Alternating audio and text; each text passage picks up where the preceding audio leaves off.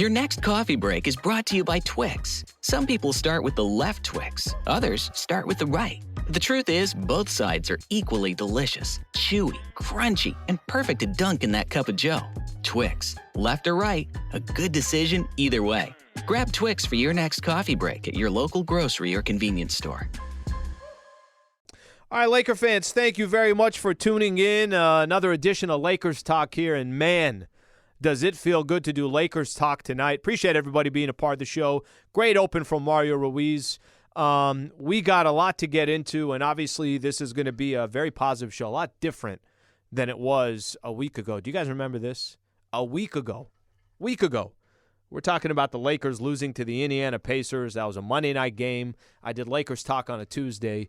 And then a week later, look, the clouds have gone away and the sun is shining even though it's already dark outside. But obviously a really nice week for the Lakers. I got a lot that I want to get into. We're going to obviously talk about the Lakers winning 8 of 10 games. The big-time win against the Milwaukee Bucks. Anthony Davis's play and how everybody is adjusting their game to build around Anthony Davis. And then Jovan Buha of The Athletic's going to come join us in a little bit as well. I always like having him on. Tonight it will be a little bit different of a conversation. A week ago was different, and today, certainly the Lakers coming off some of these W's will be a different it will be a different feel to it. Let's put it that way. Okay, let's start with this. Let me put aside the win yesterday against the Washington Wizards. I don't think a complete surprise or a shock or anything along those lines.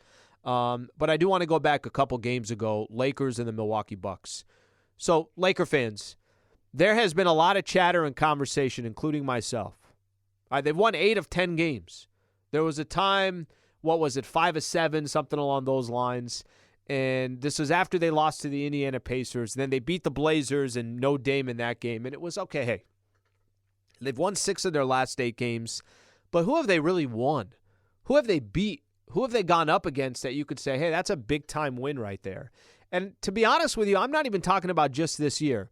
Tell me a time over the last year and change that the Lakers with LeBron James, Anthony Davis, and Russell Westbrook have a big-time win where we can all sit here and the next day everyone's talking to each other saying, how about the Lakers with this W? The only thing that was unfortunate about the game against the Bucks on Friday is that it was on a Friday, and we had to wait a couple days to talk about it.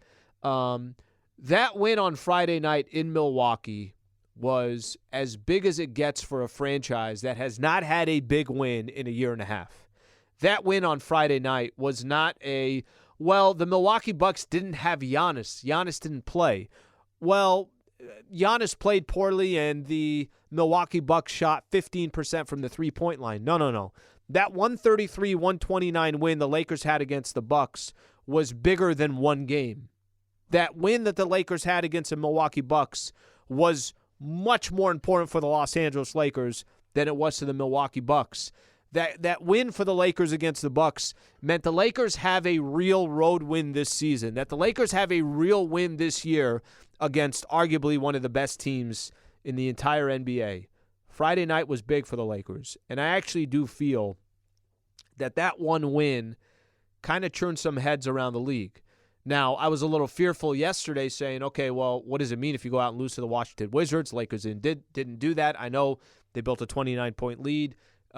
Wizards cut it down to 9. Did it get too close in the fourth quarter? Yes, it did. Did Bron and Anthony Davis have to play minutes in the fourth that you hope they wouldn't? Yes, that is the case. However, they got the win. It happens in the NBA. Not too many times. There's always runs, and the Lakers look like they fell asleep there for a quarter or so. But they eventually got that win. That win against the Bucks was so critical, so important, and I really think it kind of starts changing the perception around the Lakers. Now, they still got 4 more games left on this road trip. They still got a really, really tough month of December. But Laker fans, before I get into individual players and Anthony Davis and everything else, it was so great to watch the Lakers beat one of the elite teams finally in the NBA. I remember going into that game in the pregame show, I was spending some time saying, look, they've had road games against good teams. They've lost all of them. Golden State, Denver, Minnesota, Utah, Clippers, Phoenix. They had 6 games against teams that you think are either in the playoff race or going to be competing for a championship. They went 0 for 6. Lakers started the season out on the road 0 for 6. They got those 2 wins against the San Antonio Spurs, and then they got that win on Friday night against the Milwaukee Bucks. It was so great to watch, so great to be a part of that broadcast, do the postgame show and everything else, and maybe that's the turning tide for the Lakers. Maybe now they could look at themselves and understand that, all right, hey, we got off to a 2-10 start, but they're 10-12 now. They've won 8 of their last 10 games, and I think it does legitimize some of these W's for the Lakers. It legitimizes that if you've won 8 of your last 10, do you have a game that you could look at and say to yourself, this is a signature win, and the Lakers finally got one of those, and they did it on the road.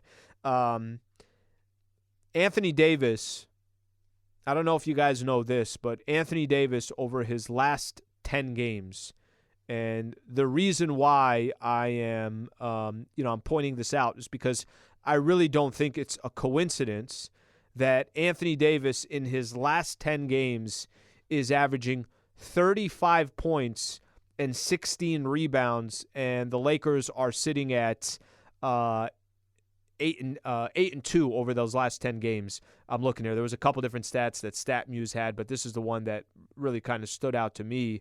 Over his last 10 games, he's averaging 35, 16, and about 3 blocks or so. So it's not a coincidence, and it's obviously this is where the Lakers are, is because Anthony Davis is having so much success. And I've had an issue on the Anthony Davis front of, is AD ever going to be that player that Laker fans thought he was going to be, or Laker fans were hoping for, or the plan of the front office is, go trade for Anthony Davis, but you're trading for Anthony Davis at a time where he's walking into his prime. AD's only 29 years old right now. Can he eventually get the keys to the franchise and actually drive it and know where to go and be the foundational player? If you'd asked me that question a month ago, I would have told you no. If you'd asked me that question a year ago, I'd have told you no. After they won the NBA championship in 2020, I would have said, absolutely he can. You just watch LeBron and Anthony Davis in the NBA Finals and that playoff run. He was great. He was fantastic, and he's only going to get better for the Lakers and more comfortable, and the Lakers are only going to surround him with the right pieces. And it didn't happen for 2 years. And it didn't happen to start off the season this year, especially when the Lakers were 2-10. But now you're looking at Anthony Davis, and he was just named NBA Western Conference Player of the Week, which, you do what you want with that. I don't think it's, the biggest deal in the world, but I think it just shows how good Anthony Davis has been, whether it was 55 yesterday or the 44 on Friday night, or over the week, he's averaged almost 38 points a game and 13 rebounds, plus 3 blocks. You do with it what you want with those stats, but for me, what he's establishing is, guys, we win when you play through me. We win when I take 20-plus shots. We win when I'm aggressive. Some of that's on him. We win when I'm selfish. Some of that's on him. I think the Anthony Davis portion of this, what we've seen over these last 10 games, really, really starts giving you this thought process of, that game plan that the Lakers had a couple years ago when they traded for AD, maybe it's finally coming to fruition. Maybe they already cashed in a championship, and that vision that they had for Anthony Davis to take over the franchise, it might be 2 years late, but it's not too late. He's only 29 years old. And I was, I remember after the Lakers lost to the Pacers, I was complaining that I didn't like that AD only took 2 shots in the fourth quarter. And I was actually pointing the finger over towards LeBron. Bron, get him the ball. Why was Bron taking 22 shots and AD was only taking 15? And Bron was 8 of 22 and AD was 9 of 15 in that stretch of that game against the Pacers. And that, maybe it's going to be an adjustment for LeBron James to realize that at this stage of his career, 20 years in, 30, about to be 39 years old or 38 years old, maybe it's tough for Bron to realize and understand that there's a player on the Los Angeles Lakers that's actually better than him. He's never had to deal with that in his career. And then I think these last couple of games, Bron has adjusted his game to make sure that AD's getting what he needs. Russ has had 26 assists over the last 2 games off the bench. He had a 15-assist game. He had an 11-assist game. So he's obviously adjusting what he needs to do as well. Maybe, just maybe, everybody's starting to realize that the only way the Lakers have success, the only way the Lakers win, is if every single thing runs through Anthony Davis, and I feel like the Lakers are obviously doing that over these last 10 games. And the most important thing, AD's delivering. It's not that they're trying to run things through Anthony Davis and he's tentative, It's not like he's, no. Let LeBron do it. He's asking for the ball. He's calling for the ball. He's delivering. He's getting to the free throw line, hitting his free throws, hitting his jumpers, hitting his threes, hitting and ones. Obviously the most important player on the defensive side, and you got a lot of other players stepping up. So what started off to be a really, really tough season, and the Lakers sitting at 2-10, and a week ago, what was a really tough show watching the Lakers blow a 17-point lead in the fourth quarter to the Indiana Pacers. I feel like the Lakers have hit their stride, and they got some good W's, and it's gone up against good teams. And to me, the most important thing, Anthony Davis is the one that's delivering. Do you guys know that Valvoline Instant Oil Change, which is a great partner of ours on Lakers Talking on ESPN LA, it only takes about 15 minutes to get your oil change, and just goes right through the drive-thru. You don't have to even get out of your car. Visit SoCalOilChange.com for location and game-winning coupons off your next Valvoline Instant Oil Change. Thank you to Valvoline for being a part of this show. Okay, this is what I want to do when we come back. I think there are a few things here that jump out to me simply over these last week and a half or so. But the conversation, something happened yesterday in Washington where the crowd is chanting MVP, and it's not for Bron, and it's not for Russell Westbrook. It's actually for Anthony Davis. And I want to spend a little time on that because I don't know if Anthony Davis is going to do this for the next 40 games, 50 games. I don't know. I don't know how long that sample size is going to be with Anthony Davis, and I don't know if he's going to be in the conversation with Giannis and Embiid and Jokic by the time this season is all said and done. But there's a couple things I do want to point out, and we can do that coming up next. So I appreciate you guys being a part of the show. Stay right here. Don't go anywhere. This is Lakers Talk on 710 ESPN. From the Hope Diamond to the Idol's Eye and the Taylor Burton, at GIA, we're trusted to grade some of the rarest, most valuable diamonds in the world, including the most precious one of all, yours. When you're ready to take the next step, propose with confidence by choosing a diamond graded by the experts at GIA. Search GIA Diamond Experts to learn more. Welcome back to Lakers Talk. Jovan Buha coming up in about 15 minutes or so. Lakers got a game, kind of a tough 2-game stretch coming up here for the Lake Show. I feel like I've said that a lot this year. At Cleveland tomorrow, and then at Toronto coming up on Wednesday. So back-to-back games for the Lakers where, we'll see how they eventually do on the rest of this road trip. But it's not going to get easy. They got obviously a lot of work to do, but damn, is this not a great start. 2-0 to get things started for the Lakers. That's big time right there. We did get a injury report or a status report. Lakers always send it out. LeBron and Anthony Davis probable for tomorrow's game, so I think we should be okay there. Wenyen Gabriel is questionable, so keep that one in mind. Okay, I mentioned something unique was happening yesterday in Washington. By the way, I think Lakers had 84% Laker fans there in D.C. Crowds chanting MVP. And the reason why I'm bringing this up, I'm bringing it up because I have been the one, and look, I got no problem admitting when I'm wrong. For 2 straight years, I walked into Lakers basketball, and I would tell Laker fans out there, and I think this is the year where Anthony Davis is he's going to be a part of that conversation for most valuable player. 2 straight years. And maybe I was trying to sell myself on it. Obviously, I love Anthony Davis's game. And we all know the potential that he has. I was wrong for 2 straight years. He was not in any of those conversations. He just kind of kept going backwards the other way.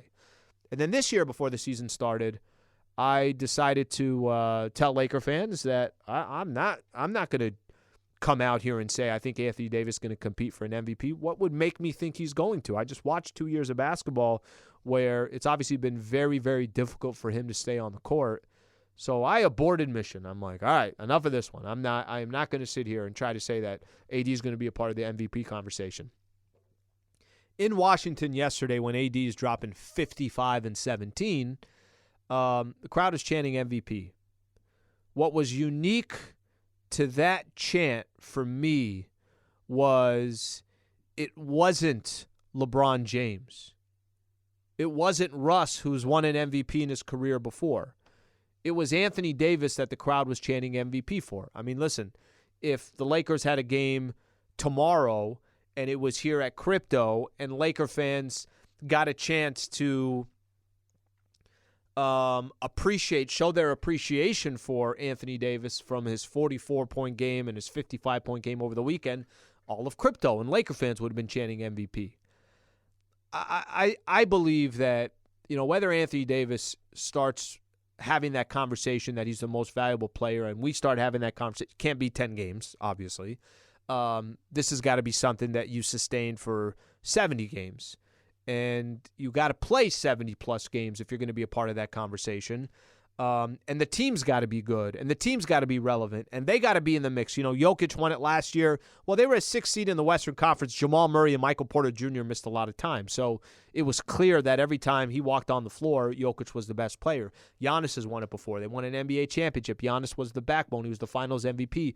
Bron has won it before. Same thing. Steph Curry. Go down the list of the players that have won MVP. The fact that that conversation is even being had, that Anthony Davis is back into that conversation and back into the mix, again, 10 games is not a big enough sample size. I do think that's a step, an unbelievable step in the right direction, and it's refreshing to hear that those MVP chants, not for Bron, but for Anthony Davis, because if the Lakers are going to compete this year, and they're going to be one of those teams that's in the thick of the Western Conference, and they could turn around this season after starting at 2-10. If all that is going to happen, it has to be because Anthony Davis is the best player for the Lakers every single night, period. You're going to have some games where Bron's going to look great. You're going to have some games where Russ maybe goes off and has 15 assists like he had in a game. But let's not kid ourselves here. If the Lakers are going to be in any conversation of competitive basketball this year, AD's got to be the best player, and he's got to be one of the best players in the NBA. And at least for these last 3 weeks, we could have that conversation, and there is no, okay, come on, that's a stretch. No, AD's been the best player in the world for the last 3 weeks, and the bigger question is going to be now how teams adjust to him, how the Lakers continue to feed him, how he responds, and if this is something that he could sustain for a long period of time. Look, if you come out of the month of December with how tough that schedule is for the Lakers, you come out of the month of December and Anthony Davis is still putting up numbers like this, and he is, snatching the player of the month away, and that conversation is continuing about him being the best in the business, then it's a completely different conversation, and that record that the Lakers have, I think, will also only continue to improve if he's the focal point and he's delivering like this for the Lakers. Okay, so I got this, and I want to spend a second on it because I think it's an interesting conversation. Lakers all of a sudden winning some games. How does this change that date that's coming up, December 15th, when the Lakers could potentially go make a trade? A lot more players will be available by the time December 15th comes. For those who don't know, anybody who signed this past offseason cannot be traded until December 15th is the first day that you can trade him. So I'll give you an example. Patrick Beverley of the Lakers, if the Lakers wanted to use him to go get another piece, they cannot trade him until December 15th. Or if the Lakers want to go grab a player from another team who just signed somewhere in the offseason, you can't go make a move for him until December 15th. Lakers have won 8 of 10. Russ has looked he looked like he's got a roll off the bench. Not perfect basketball, trust me. It's 6 turnovers yesterday. There's times I'm in my head. I'm like, Russ, you just got to be smarter with the ball. And then there's other times where every time Russ has the ball in his hand, I'm like, wow, he's making a lot of good decisions. He's setting up AD, setting up Bron. He's hitting Troy Brown Jr. on a cut. He's finding Lonnie Walker open. So there's kind of a little back and forth when it comes to Russ. But now that the Lakers are winning games, how can this stretch for the Lakers play to the advantage at making a trade? How does it change the strategy of making a trade?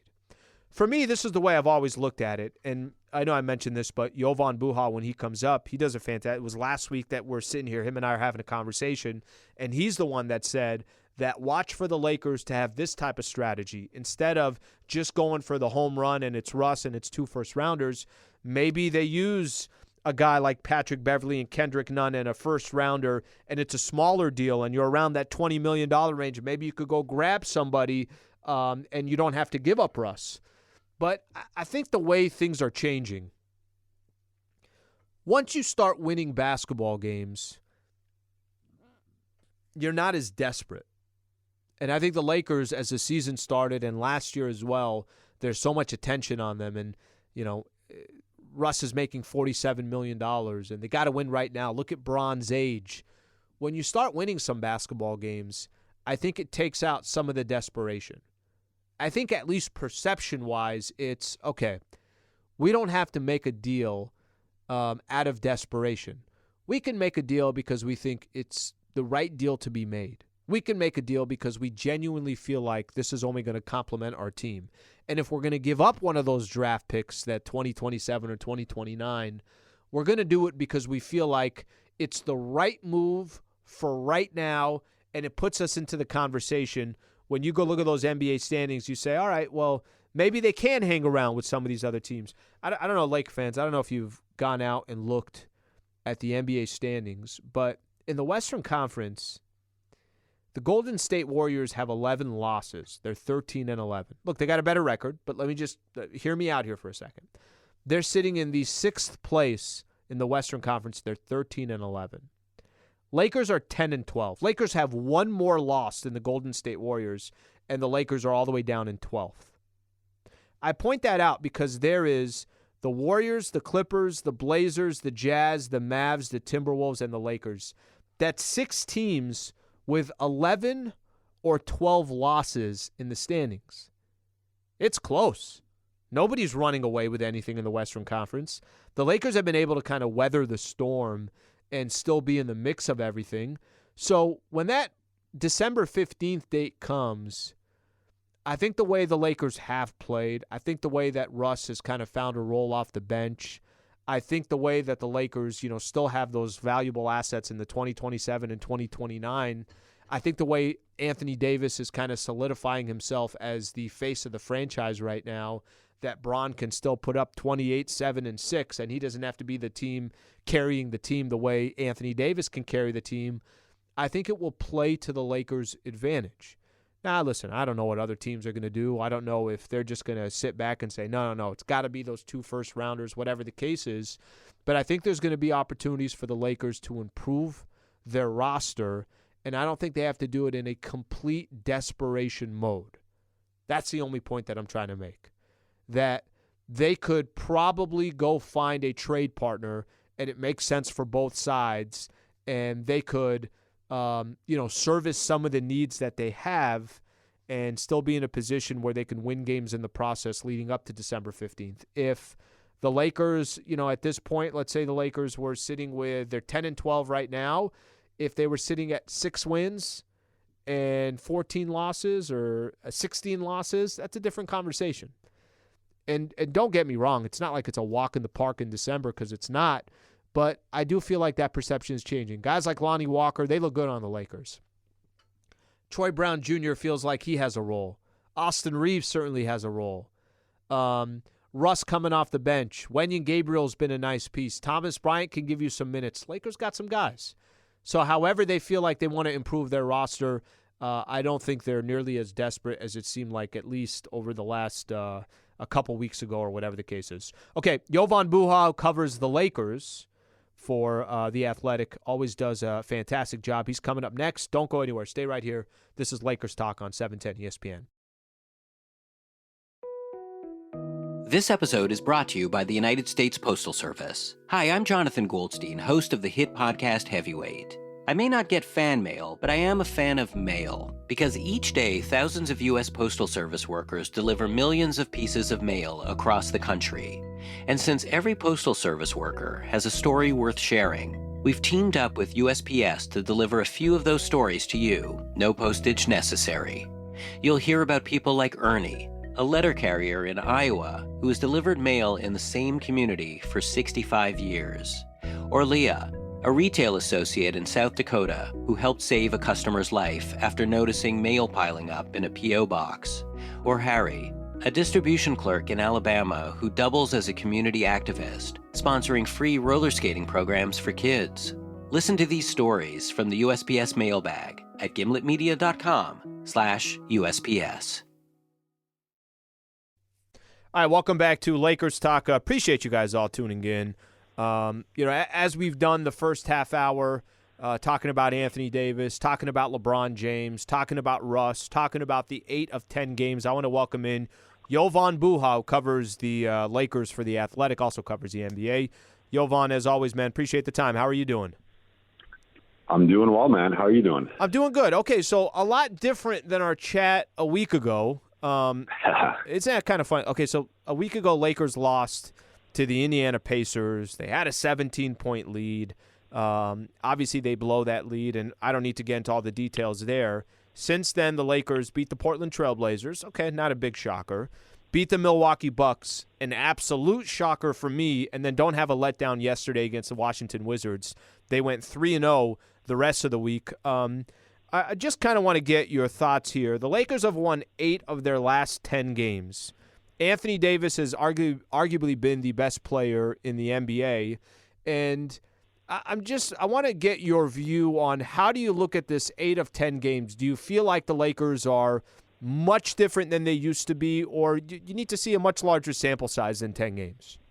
I think the Milwaukee game is what really changed my perspective on all this, because I was looking at the schedule and I was like, okay, San Antonio 3 times, they beat Portland without Dame, they beat Detroit without Cade Cunningham, they beat Brooklyn without Kyrie and Ben Simmons, and it's like, I mean, yes, you have to beat the opponent in front of you, and for the Lakers, I mean, let's just go back to last year where last year's team couldn't beat any of these teams, right? Like, I mean, Houston, how many times did they blow games City, against Sacramento? Yep. Yeah, So there was progress in of itself just with that. But to me, it was like, okay, well, they're about to have a brutal December.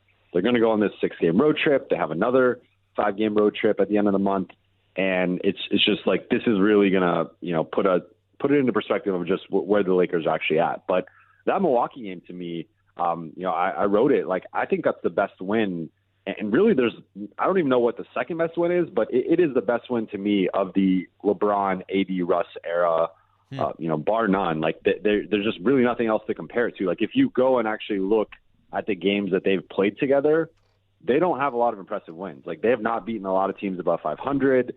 Like, really, going back even last year, they were 11-10 with those guys. But, like, most of those wins were against bad teams. So, like, this was their first, like, legitimate – Milwaukee, number 1 defense in the league. They got Giannis, probably the best player in the league, second best record in the East. Like, they went in there, they traded haymakers.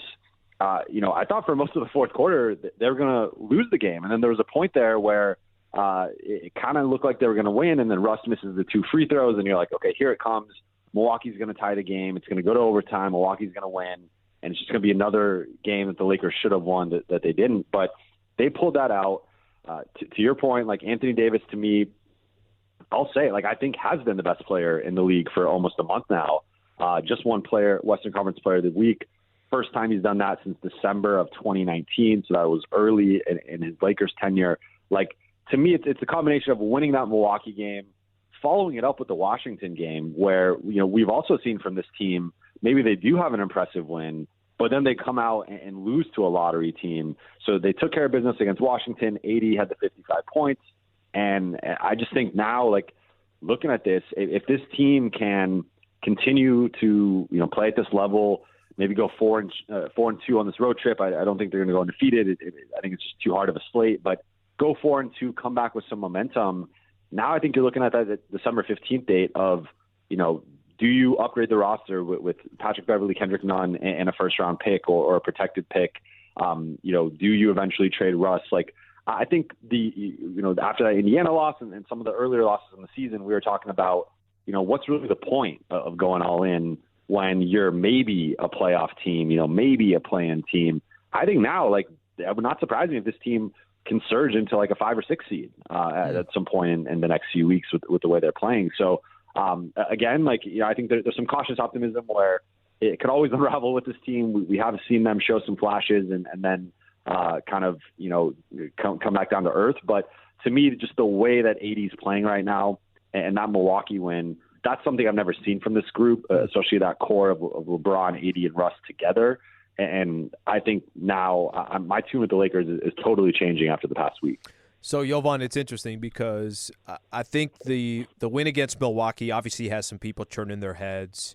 I love Darvin Ham over the course of whether it was leading into that game or after the game. It's like, look, it is an important win. It is obviously something that builds confidence for the team, but you still got to go beat the Washington Wizards. The Lakers did that. But I think you bring up – I think an interesting scenario is coming up, and you mentioned that December 15th date.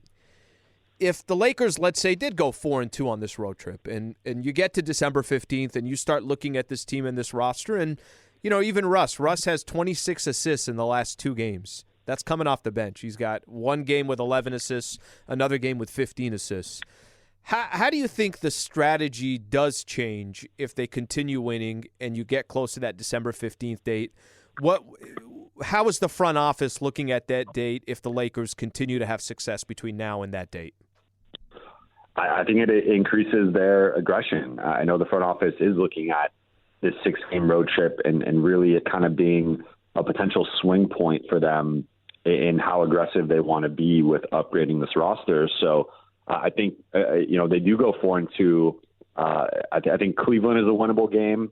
I think Philly is all of a sudden, I think with the way they're playing, like some of these games that looked pretty daunting, start to look, winnable. I think Toronto, second out of a back-to-back, that's a pretty tough one. But again, I think 4-2 is very much in play right now. And you do that, you come back to LA at 500, and I think all of a sudden it's just a different conversation because there was a point not too long ago where it looked like this season was kind of going off the rails, and they started 2-10, and then another 5, back-to-back 5-game losing streaks, and it was just it was hard to be optimistic, and I think we had kind of seen enough, and it was like, okay, maybe this is a last season. You punt on it, you save your picks, and you go into next summer with 3 picks because you get your pick back on draft night, and try to either get somebody in free agency or put 3 picks for a star next offseason, and that was going to be the Lakers' approach. But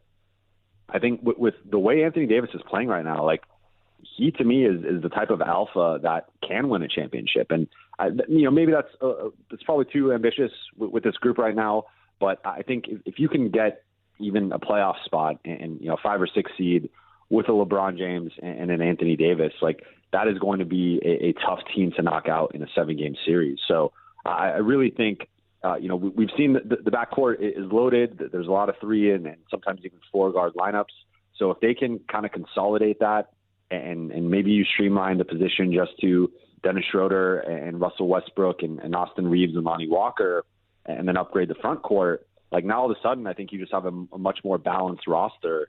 And of course, I think Russ is going to be the big one of just, with the way he's playing. I think his trade value has increased, but I still think a lot of teams are going to draw a hard line in the sand of just, we want 2 picks. That's been our asking price. Like it just is what it is.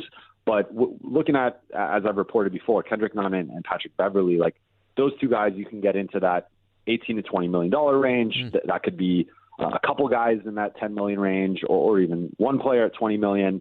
And you get in, you bring in, you could go get a Miles Turner, but you could also get, different guys. Like, you bring in a big that complements AD or a 3-and-D wing that adds some size and shooting on the perimeter, all of a sudden, I like the makeup of the roster a lot better. I think that's kind of the one thing right now is still in some of these closing lineups, you're going with 3 or 4 guards, and it just doesn't really – it's not really going to work, I think, against the elite teams in a 7-game setting. So I think the Lakers can find some more balance, improve the front court.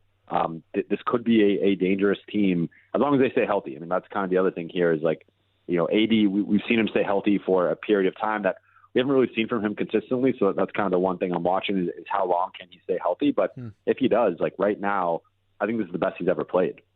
Jovan Buha, who covers the Lakers reporter for The Athletic. You could follow him on all his social platforms at Jovan Buha.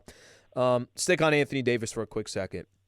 What has been, the big difference for you in these last 10 games? His stats are, 35 and 15 and 3 block shots. He's been amazing. Over Crazy. The weekend alone, a 55-point game, a 44-point game, went toe-to-toe with Giannis, had a better game than Giannis statistically. Over this 10-game stretch, what is there one or two things that has stood out to you? Because it's not like AD can't get numbers, even though his numbers sometimes might not be overwhelming. They'll be 23 and 10, 25 and 10. But the big question is, are you impacting the game in a way where everybody's stopping and saying there is just no answer for him? What have you noticed over these 10 games? Yeah, well, I think it's been his aggression level and his assertiveness, and there's still been some games in there where he didn't get the ball as much in the second half or in certain fourth quarters, and that's been a big talking point around the team for much of the season. But just, I think with AD, one of the biggest criticisms of him, aside from the health, has been his passivity at times and him not demanding the ball or him settling for jump shots. And I think you've really seen a commitment to, get to the free throw line, get to the rim. And he's been shooting 88% at the free throw line over that 10-game period. His shot has come back. I mean, that was one of the biggest things in the Milwaukee game was, he had been doing most of his damage at the rim, but in that Milwaukee game, it just became, okay, well, I know this is one of the best rim protecting teams in the league. You got Brook Lopez, Giannis Antetokounmpo. They both can block a lot of shots. So I'm just going to shoot over these guys and kind of draw them out of the paint. And, made a couple threes that game, also made a couple threes in the Washington game. So, I think his jump shot has returned, looking like the bubble AD that we saw. But it's really, to me, been more of a mentality and a mindset shift with him where we know Anthony Davis is one of the most talented players in the league. I mean, there's no questioning that. And if anything, that's kind of why he's been held to such a high standard for so long, is just because this guy was the number one pick. And for a lot of people, and including myself, you kind of considered him the next in the lineage of Tim Duncan and Kevin Garnett and Dirk Nowitzki. And he put up those types of numbers, early in his career. And the last couple of seasons has kind of not been at that standard, but he's definitely back at it right now. He's putting up, Shaq-like numbers for the Lakers right now. And so I would say that's the biggest thing. But I think the other thing, kind of more of an X's and O's kind of nerdy thing, has just been he's been so dominant in the pick and roll. And you've seen it with LeBron, with Russ, with Dennis. The Lakers are running a lot of these low pick and rolls around the free throw line and kind of just clearing out on the other side. And, basically daring people, okay, if you're going to help too much, we're going to kick it to a shooter, wide open shot. They've been shooting the ball a lot better. And if you just kind of play it with two guys, like AD is going to score on that. So he's been really dominant in that. He's been getting a lot of easy buckets that way. But I really think it's a mindset thing. And even some of his answers in his post-game media, I've just noticed, like, he's got an attitude right now that he doesn't always have. And I think that's really – it's always kind of been mental with him, and you're just seeing it kind of all click and come together at the right time. Jovan, final one. I appreciate you taking the time. I'm curious just because I know, on day-to-day you're covering the Lakers, but your work with The Athletic and just your insider around the NBA, what's the perception right now of the Lakers around the league? Are teams starting to take notice that the Lakers are – playing better basketball, or do you think it's got to be much more than 10 games before other teams start taking notice?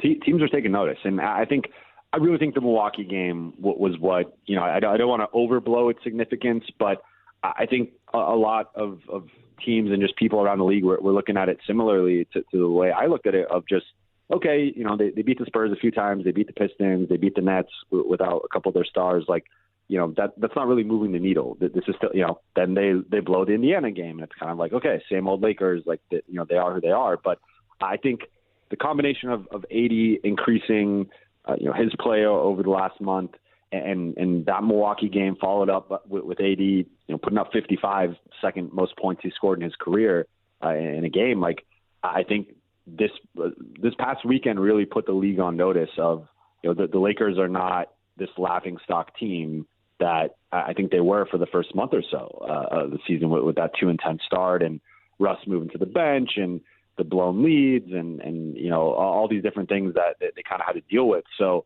again, I think with the Lakers, it's consistency. We have seen some flashes earlier this season. We saw some flashes last season.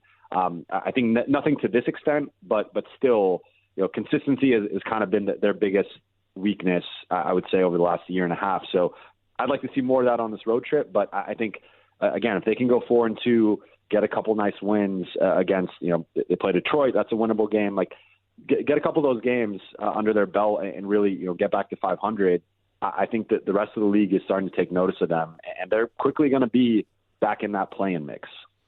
Jovan, I greatly appreciate the time, the insight as always. Thank you for doing this. All right, bud, we'll talk to you soon. Yes, sir. Talk to you soon. All right, that's Jovan Buha of The Athletic. Follow him on social at Jovan Buha. When we come back, got some final thoughts, and let's take a quick look at that Lakers schedule and the rest of that remaining road trip that the Lakers have, like Jovan was just mentioning. We'll do all that coming up next. Stay right here. Lakers Talk, 710 ESPN. All right, another quick shout-out to Jovan Buha. Thank you so much for being a part of the show. He's been a consistent contributor. Always appreciate his work, and he does a great job for The Athletic, so simply put. Also, a quick thank you to Valvoline Instant Oil Change, home of the 15-minute drive-thru oil change. Visit SoCalOilChange.com for location and game-winning coupons off your next Valvoline Instant Oil Change.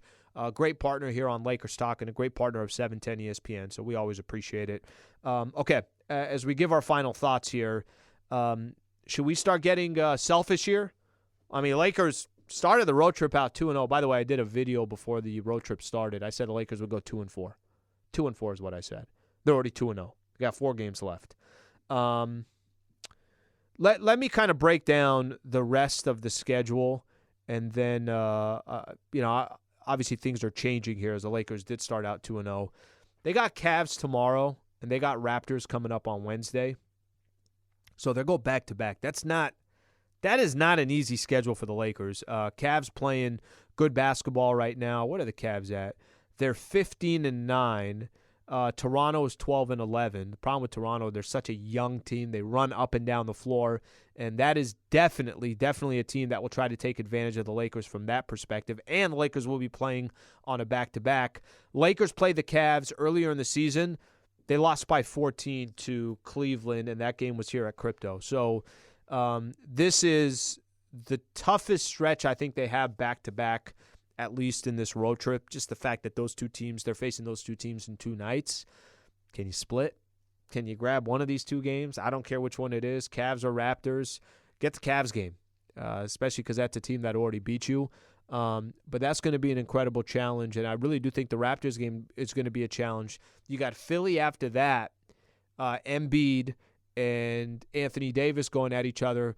AD and Embiid had a game last year against the two, and AD dominated. He looked fantastic. Now, Lakers lost that game, so I'd rather give me the win, and AD doesn't look good. But that will also be another interesting one. And then you got the Pistons. But for the entire month of December, I want to point out some of the matchups that the Lakers have, okay? These are all teams that are 500 or above. Cleveland, Toronto, Philly, all on the road. There's 3 games. Boston and Denver at home. That's 5 games. At Phoenix, at Sacramento, there's 7 right there. At Dallas on Christmas, there's 8. And then at Miami, at Atlanta. There's 10 games remaining in the month of December that you're going up against teams that are at 500 or above. And these, 8 of those games are on the road. So trust me when I tell you that things, are not going to get really all that easier for the Lakers. Miami's the one team, they're 11-12. So you could say, all right, 7 of 9. that are going to be against teams at 500 or above. But Miami just walked into Boston a couple nights ago and got a big-time win. So Miami, to me, is still dangerous.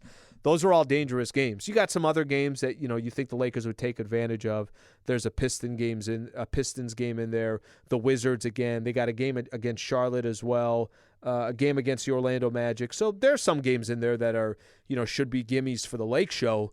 But if you thought this road trip's tough, go look at the rest of December. There are not many games that you can look at for the Lakers and feel comfortable about.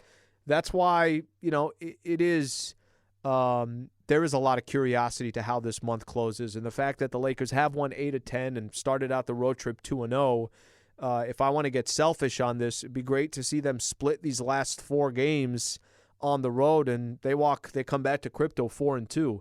Will that happen? I have no idea. I really don't. I just want to see them kind of continue to hover around that 500 mark. I want to see them even against these really tough teams, not just, they got fortunate that they won a game, or it was it's a moral victory. No.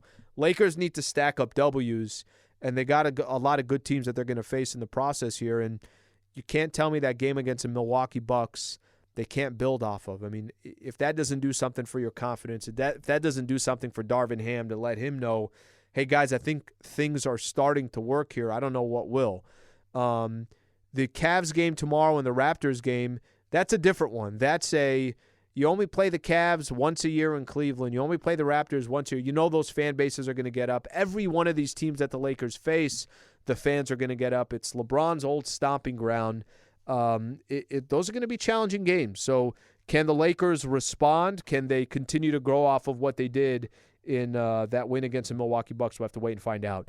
I'm back on tomorrow morning with Travis Rogers at 10 a.m. Pre-game show tomorrow. Remember, it's an early game against the Cavs. So 4:30 will be tip-off. I'll start the pre-game show at 3 o'clock. So I appreciate everybody tuning in. Always love doing Lakers talk. Always appreciate the interaction with our listeners as well. Thank you to Michael Funches. Thank you to Laura Romo. Thank you to Mara Ruiz. Appreciate you guys being a part of the show. LA, have a great rest of your night.